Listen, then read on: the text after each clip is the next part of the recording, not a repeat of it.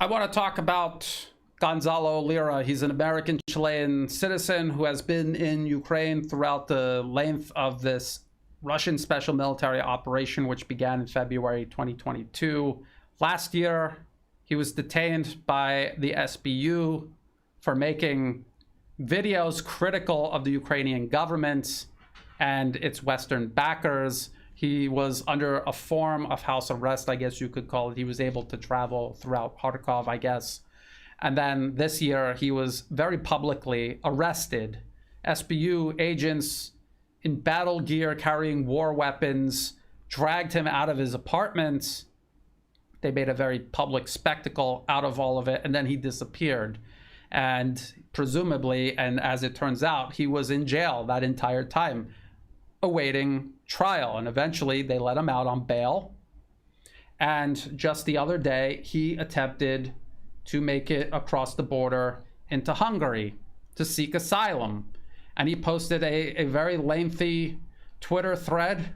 This is August 1st, regarding what he was attempting to do.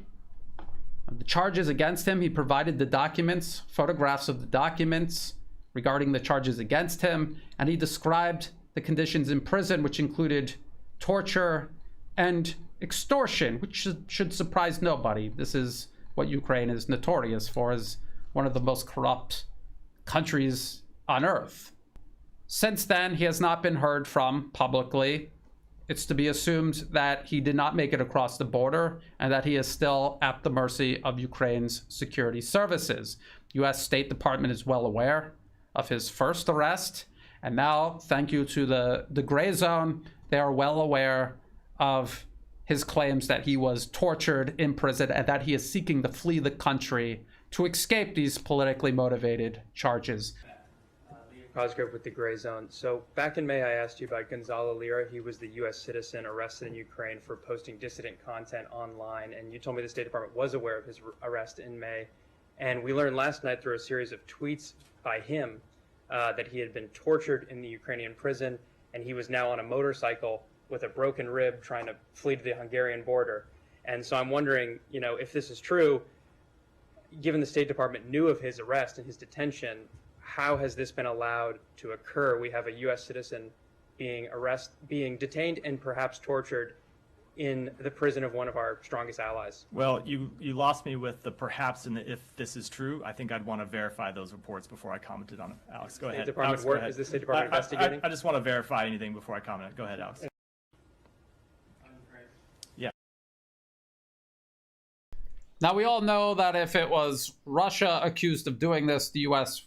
would take any claim made by some dissident at face value, and they would leap immediately into action. In reality, the U.S. State Department has known about Gonzalo's unlawful arrest back in May. They should have acted immediately to have him released.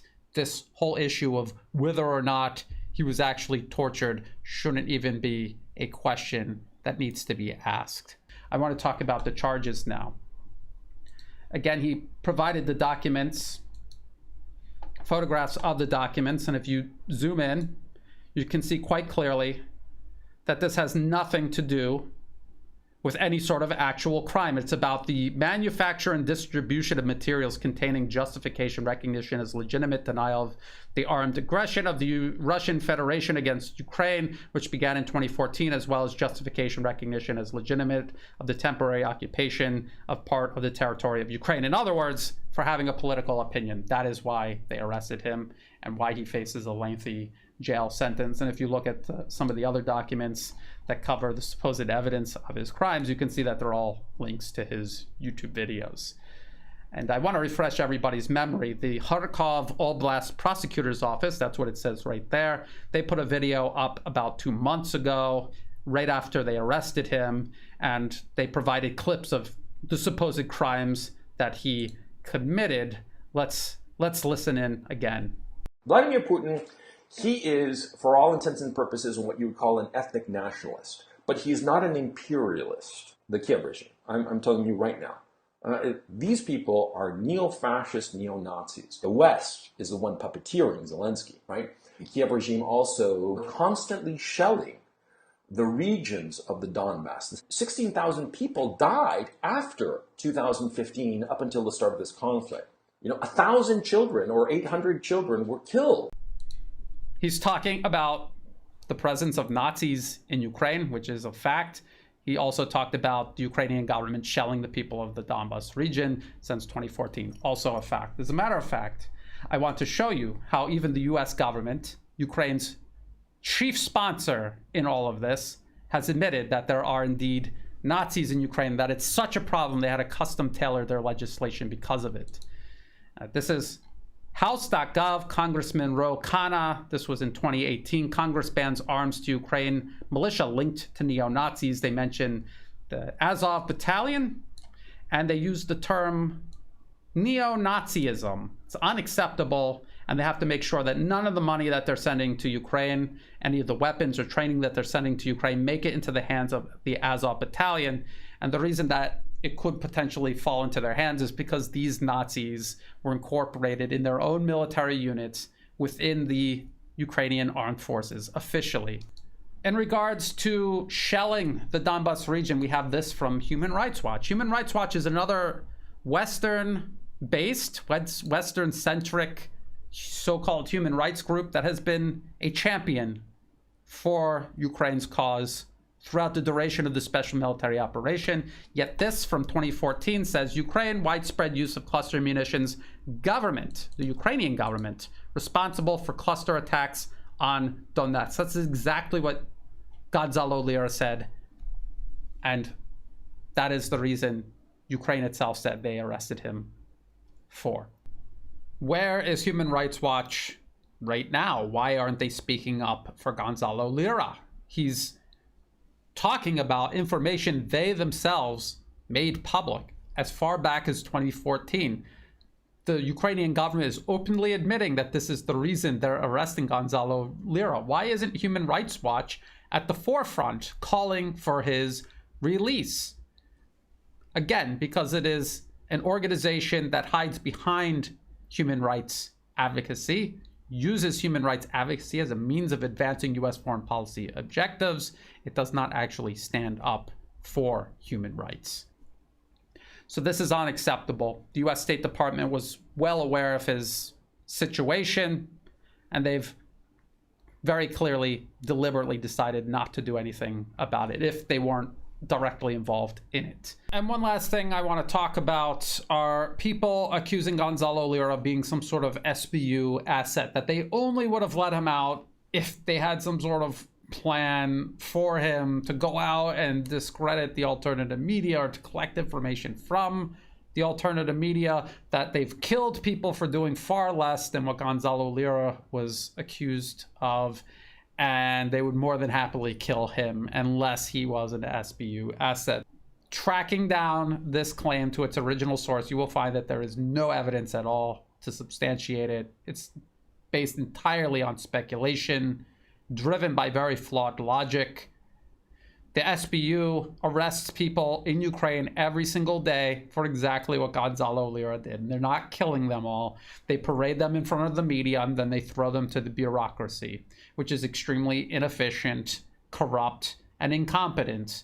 The idea that Gonzalo Lira would be allowed to get out on bail eventually before his court date is actually very believable. He's not a violent criminal. He has no actual threat to the Ukrainian government. And as far as the bureaucracy is concerned, he's eligible for bail. There was nobody babysitting this case to make sure that he stayed in prison until he was thrown into the gulag.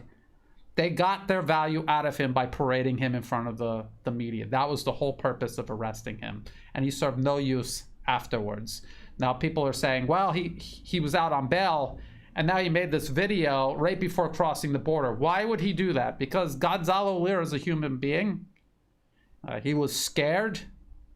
He felt he didn't have any sort of chance of getting this information out to the world if he were to be stopped at the border. And apparently that is what happened. He was stopped at the border, and he's still stuck in Ukraine. That is the reason he recorded that before getting out of Ukraine. Obviously, if you don't actually get out of Ukraine, you don't have the ability to tell people your story on the other side of the border if you're going back to prison in Kharkov.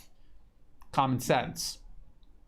This idea that he's some sort of SBU asset collecting information from the alternative media. Well, after the first time he disappeared last year, when he reappeared, he told everyone that he was detained by the SBU. So anyone in the alternative media worth collecting information from would have assumed at a minimum that any of the electronic devices Gonzalo Lira had would be accessible to the SBU, that anything that they said on camera or off camera to Gonzalo Lira would also be accessed by the SBU. And they would have operated under that assumption. That's how they would have interacted with Gonzalo Lira. I know that that's what I did. And what has Gonzalo Lira been doing ever since his last detainment by the SBU, leading up to this whole episode, arrest, disappearance, and brief reappearance? What has he been doing all of this time that has been serving the interests of the SBU?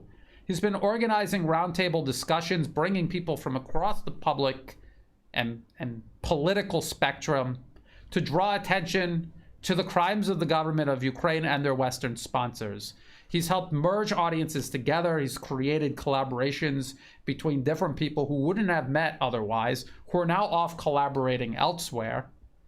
And the vector sum has been very unfavorable to the Ukrainian government and their Western sponsors. So if this is some master plan by the SBU, it's a horrible plan, and Gonzalo Lira is a terrible SBU asset. The people making this claim are distracting and obstructing public support from building up around his case. And that's what we need to be doing right now, is building public support up around Gonzalo Lira's case. Whatever else you may think about him regarding his other political views, he was specifically arrested in Ukraine for opposing Nazis and opposing the shelling of civilian areas in the Donbas region. That is something I think everybody could get behind. Whether you have suspicions of his cooperation with the SBU or not, the right thing to do is to get behind him, support him publicly anyway. And if we're all being duped, so be it. We're doing the right thing by speaking up about this. We need to continue building public support to put pressure on the US government, the US State Department, who is supposed to be helping Gonzalo Lira, not dismissing his claims, glossing over him and changing the subject. We have to put pressure on these so-called human rights organizations like Human Rights Watch and Amnesty International, who have so far completely ignored this case. We have to put pressure on Ukraine. If they do nothing and they allow Gonzalo Lira to languish in prison, at the very least, we need to expose them for their hypocrisy, expose the lies that Ukraine is fighting for freedom and democracy and human rights, when in reality they're clearly trampling it. And they're using human rights as a smokescreen to do so behind. Please like and share this video, get this information out to everyone. Check the video description below for the links to Gonzalo Lira's videos and his tweets that he posted during his brief reappearance. And let's continue working to solve this problem.